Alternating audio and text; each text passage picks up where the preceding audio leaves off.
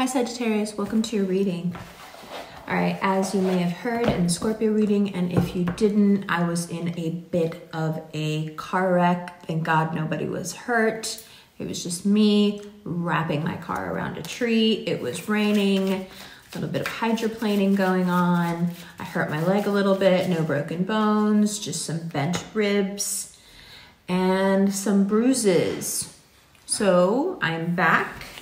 Everything is good. We have 3 cards out already. Nothing was moving. Everything was unpleasant until yesterday, July 12th anyway. And now things begin to move.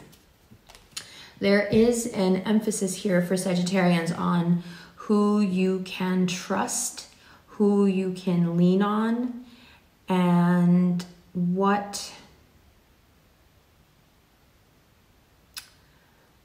happens when you realize that what you built your financial plans around, your career, direction on, your friendship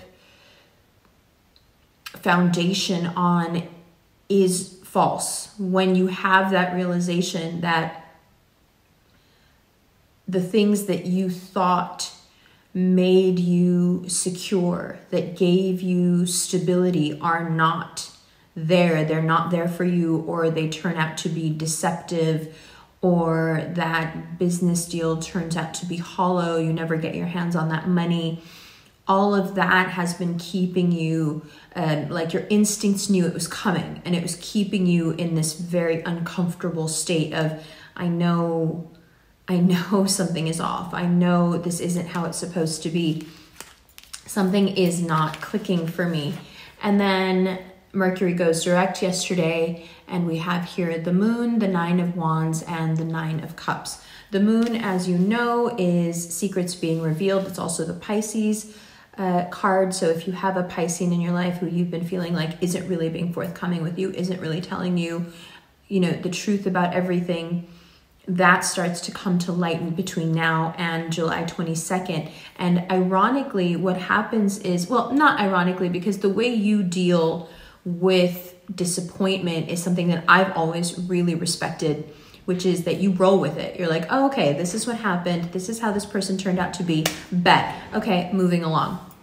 So you reach a point of great contentment after you realize what has been going on and the reality, the truth of it. You're okay with it because now at least now you know why you felt boxed in. Now you know why you didn't feel that someone was, why you couldn't trust, why that career path that you laid out for yourself just wasn't quite sitting right with you. There was always something nagging at you like, no, this isn't quite how it's supposed to be. I'm waiting for the other shoe to drop, like kind of running anxiety all through the beginning of July.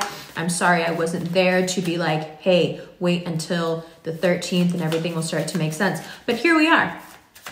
And like I always tell you, the timing of these readings and the timing of everything in your life actually is perfect. So this is happening when you would be the most receptive to it, when it will be the most helpful to you.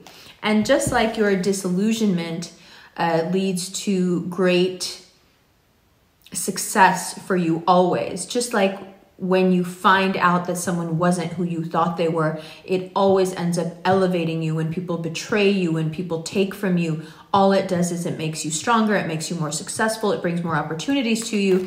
The cards reflect that as well. So from now until the end of July, you do have these startling realizations. You do have a lot of disillusionment, but it's so positive because the way you naturally are, you take it so in stride, pardon the pun, and you run with it. And you're like, okay, that's that. Cool, I can deal with that. That's fine. We'll just reinvent this. We'll reinvent this business. We'll reinvent this relationship. We'll reinvent this friendship.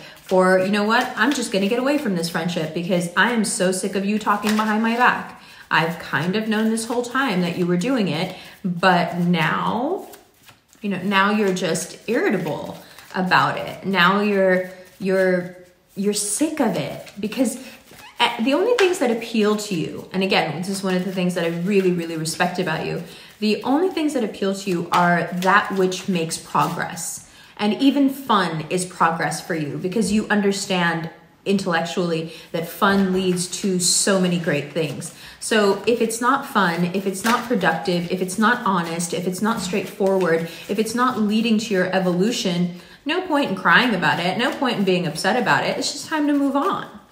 And your moving on is so swift. It's so clear. I have so much trouble having respect for people who linger in situations that are bad for them, who linger and become the toxic person in somebody else's life because they refuse to move on with their own. But you just do not have that quality. You're the ones who are like, there's something better out there for me. Oh, I'm not for you. Oh, I'm not the friend for you. I'm not the lover for you. I'm not the employee for you. I'm not the business for you. I'm not the spokesperson for you. That's fine. Cool. Because my success is guaranteed because of my attitude when it comes to my capability. Sagittarians naturally have very high running self-esteem. So it's like, great, I'm glad you revealed yourself, and this just leads to my greater contentment. No problem. So anyone you have to cut off, anyone you have to now look at and say, I regret the time I spent with you. These retrogrades in Capricorn have shown me, it might even actually be a Capricorn that you're like, I might still, hi, hello you. That's what my mom calls it. That's your hello, hi friend now. That's not someone you can actually count on. That's not someone you can actually trust. If I need to hi, hello you, that's fine. No problem. You have so much going on your side of the wheel that, it's like you knew. It's like for the past 10, 12 days, you knew. You knew it was coming. You knew there was going to be this point where you're going to go, yeah, I knew I didn't trust you. I just didn't have a reason. And I didn't want to just blindly, cut someone or something out of my life because I was going on this instinct. This is the polarity in the axis between Gemini and Sagittarius. Gemini will have those same instincts and cut people off without reason and then be the bad guy for a few weeks until everyone else figures out that even though Gemini didn't have a reason, they were right. You, because you are more mature, because you are more of an intellectual, because you are more responsible, you're the grown-up Gemini, you wait until you have an actual concrete, like, oh, see, because you did this or you said this and I see you now. I see you now. I can't unsee what I've seen. That aspect of your personality, especially with what's going on in Aquarius, the Ace of Swords is just the only option. And it's not out of malice. It's not out of spite. It's not out of hate. It's all peace and love and good things. But yeah, also no. You can find solace in an Aquarius, especially if you've been hurt by a Capricorn. There is a natural affinity between Sagittarians and Aquarians because, you have that grown-up intellectual approach, and it can be exhausting, for example, to be around a childish sign because you feel like you're policing them all the time, and you don't have to do that with Aquarians. So if you've been on the outs with an Aquarius and you've been wanting their advice and you've been wanting to get back in contact with them, do so. Don't be regretful now for not having done it sooner. Oh, she's saying this and I knew it and I should have done it sooner. No. Like I said, you do things in your own time. For the reason you have such high self-esteem, the reason you can think so highly of yourself, the reason you can be so capable is because you do give people the benefit of the doubt, is because you know you're a good person, right? So being a good person, part of that means that you don't just cut people off, So you gave people that time. You gave them those chances. You gave them that window. And now it's time to push them out the window. And you're like, okay, bye. Off we go. You will find support. You will financially, things are a little bit slow, but it is the cumulative effect that's so much more important than perhaps the slow drip of finances. Of course, it would be great to have it all at once, and the Wheel of Fortune and the World and the Four of Wands is there saying, listen, it's there for you. It's the foundational money that you need. It's there. It's coming to you. It's just the slowness of these retrogrades in Capricorn. Just, it's so irritating. It just is taking longer than it should. But we'll get there. We are getting there. You will get there. And what you'll realize in a little bit is that if that money, if that fame, if that deal, if that, reopening, whatever it was, had happened sooner, it would have hurt you because you didn't know yet about these betrayals, about these inconsistencies, about these things that you needed to sort out first and get your instincts and your actions in line. For about 2 weeks, your instincts have been blaring, going, I don't trust this person, or I don't want to do this thing, and your actions have been to sit still and kind of absorb it and go, no, I'm not moving on this without evidence. Well, good. So if that stuff that you've been waiting for economically, in terms of career, in terms of advancement, had come in before this knowledge, before the moon illuminates for you what's going on in your social setting, it would have just hurt you because perhaps you would have taken those people along for the ride and they would be somehow mixed in with your work now, and that would be disastrous. You see what I'm getting at? Oh my God, I love you. Let's look at these cards. Hi, Sagittarius. Welcome to the second part of your reading. So this reading is really exciting. It's, when you have a friend that has like an enormous amount of potential and you're just like rooting for them, but you can just feel how their way is blocked. And sometimes you even worry about them because they're giving it their all, they're good people, but you can also see how they're constantly challenged and obstacles are thrown in front of them. In Urdu, it's a common expression, raste mein patthar phenkna, which means throwing stones in someone's path, making their road to success bumpy for no reason. I was recently watching a movie called, in Europe, it's called Le Mans. Le Mans. In America, I think it's called Ford versus Ferrari, which is, interesting because the Ferrari logo is the horse. And in it, you see how there's this Ford executive who just at every turn wants to curtail this one driver, even though he knows that if they have that driver, they will win. And the whole point, you would think, is to win. But this man's agitation, hate, whatever it is for this particular driver is so strong that he would rather, despite his own losses, incurring his own losses for switching drivers, he keeps making it kind of impossible for this guy to do what he does best and get the desired outcome. And it shows how a lot of times, even though it may seem really counterintuitive to a Sag, a lot of times people will go out of their way to cause themselves harm in order for you to not succeed, in order to make your path to success bumpier. So in that film, for example, which is based on a true story, it's actually a fantastic film, but I'm always going to say a film is fantastic if Christian Bale is in it because he's just a phenomenal actor.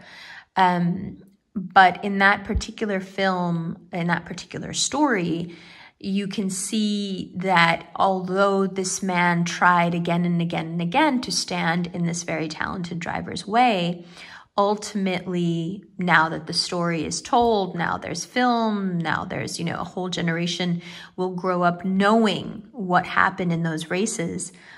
Ultimately, the person of talent, no matter how much they are challenged and worked against, prevails, even if it takes 20 years for the truth to come out. Now, that's heartening and disheartening simultaneously, right? Because you're thinking, I don't want to have to wait 20 years for people to figure out I'm talented and a good person. That's not what I'm saying. I'm saying that for you, just like Ken Miles in that story, for you, this time here from the 12th onward now is that moment of vindication. There are people, there are forces, there are groups that have in secret prayed for your demise, have perhaps worked behind the scenes. And maybe this is just my 12th house stellium identifying a little too much with you, but there have been people who have worked behind the scenes to ensure that you didn't get certain opportunities, that you didn't get the pay raises, the role, the job, the account, the campaign, whatever it is. And maybe in some cases they stood to gain from it. But that's why I tell you the Ford versus Ferrari story, because in a lot of cases, them going against you held nothing good for them. They did it just because they don't want to see you win. And that is what I kind of hang my hat on in this reading. You have a particular abhorrence for people who just don't want to succeed. They don't want to help. They don't want to evolve. They don't want to be smarter.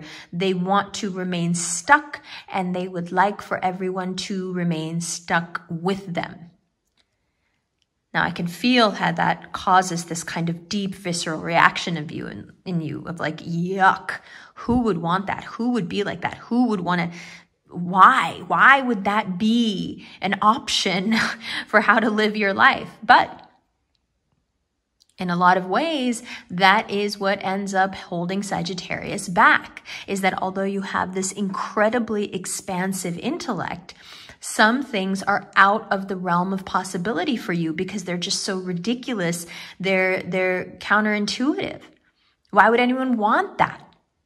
And that kind of narrows your vision when it comes to people and situations because you can't even imagine that someone would do that. Why? Doesn't make sense, does it? If someone doesn't have anything to gain. In fact, if you win, they would win too. Why would they then keep you from winning? Don't try to understand it. Just realize that it happens. And now that these things are coming to light and you're having these feelings and your gut is telling you that this has been going on, the proof starts to show up on its own. And ironically, what does that lead to? Your contentment, your success. Exactly what they didn't want. But enough about them. Let's move on to you. You are now entering a very powerful time in your life. The next few years will be some of the most productive, the most successful, the most financially stable, and the most satisfying of your life. Emotionally, financially, just in terms of your passions. These passions start to come together and weave together in a way that you can feel now, yes, this thing that I did at this time, this thing that I learned over here, this thing over here, yeah. It's all, weaved together into this perfect mix that you can then use to propel yourself forward in every direction at once. Permeate. Right? And everything else, now this is the hiccup, everything else, leave it. The resentment you may feel when you realize what's been going on, leave it. Who cares? The pain, the anger, the betrayal, the abandonment you may feel when you realize these things, leave it. You don't have time to linger because you're going in a direction where you can't be carrying that dead weight. Let those people who would rather spite themselves to see you fail, let them stay where they are. Let them stay in that cesspool of hate. Let them be the haters they are. Bless them and move forward. Because your future is so bright, you should almost feel sorry for them. Right? So this financial stability, this economic security, it's needed and it's coming and it continues to flow in for the next 6 months, at least. So what else you have to now do is you have to look very carefully at the people who are left in your life. You have to be very realistic once the moon shows you what it wants about what happens next. You have to be strong. This is another point where you guys can be lacking.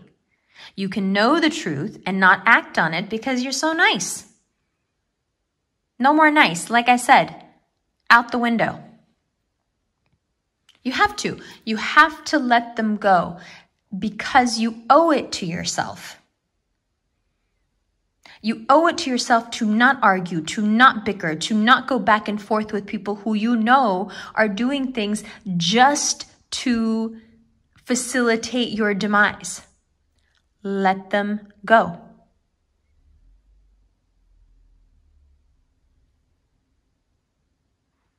No need to linger, no need to harp. No need to continue a connection that you know is toxic and faulty. When the proof has been shown to you, wield this sword as it should be used. Of course, keep your Sagittarian temper, keep your nature, but also let these retrogrades in Capricorn show you what's what and then do what needs to be done and move forward. Because these winds, they don't stop now. So anyone you bring along on this road of winds now, you better be sure you really want them around and that they're safe to be around. That becomes the responsibility now. Now it's not, how do I get up the hill? Now you're at the top of the hill. Now your concern is, how do I get away from people who will push me down? Because if you don't make those hard choices in the midst of all this abundance, you will regret it. Oh, I love you guys so much, and I'm so happy for you. Good. So I'll do my little spiel now. If you would like a personal recorded reading sent to you, there is a Cameo link below. If you would like a live reading, Cameo has started doing live readings where you can do 10-minute interactive readings with me. That link will be below. If you would like to do a Chatelize session, which is a 15-minute session, but the wait list I think goes into September, that link is below. And if you are admiring the rings, these are part of the Quietest Revolution ring collection. They are also available at the link below. This one, the High Priestess, is an African amethyst. This one is available, and this is the World, and will be available, inshallah, in September. Okay, at least for pre-order. They are being manufactured now. All right, fam, let's get into this extended right now. Love you.